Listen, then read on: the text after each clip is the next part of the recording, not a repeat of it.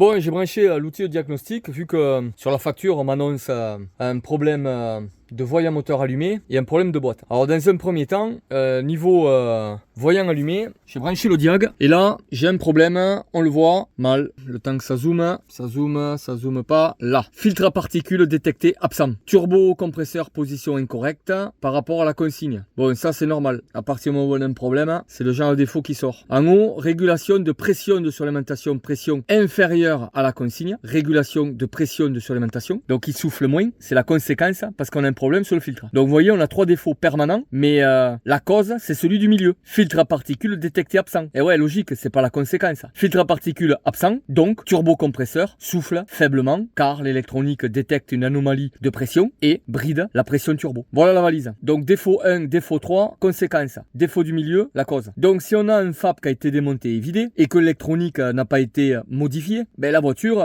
voyant moteur allumé et mode dégradé. Donc on va enlever le calculateur et on va l'amener chez un spécialiste pour modifier la cartographie pour que le véhicule fonctionne sans FAP. Sinon, il faudrait faire le contraire. Acheter un FAP d'occasion ou neuf et le monter. Mais nous, on va choisir la fiabilité. Vu qu'il est déjà démonté, on va modifier la carto. Bon, on va s'occuper de la partie électronique. Enfin, s'occuper, c'est un grand mot. On va démonter le calculateur. L'amener à l'électronicien pour qu'il nous supprime la carto FAP. Vu que le FAP a été vidé, on va pas y remonter un FAP. On va fiabiliser cette auto quitte à faire. Le calculateur se trouve ici.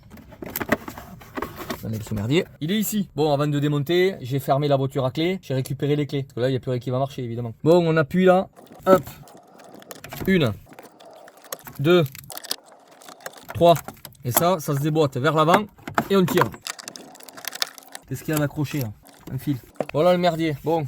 Donc, qu'est-ce qu'on voit? Que c'est un Siemens. Et normalement, les calculateurs chez PSA, ça commence par EDC. Savoir qu'est-ce que c'est comme EDC. Il n'y a rien de marqué là-dessus. Bon, on est mal barré. On va aller voir l'électronicien, voir qu'est-ce qu'il nous raconte. Les calculateurs les plus faciles, il faut le savoir, ce sont les EDC 16 en principe. Les électroniciens nous disent tout ça. J'espère qu'il va pouvoir faire quelque chose avec cet oignon. Allez, on y va.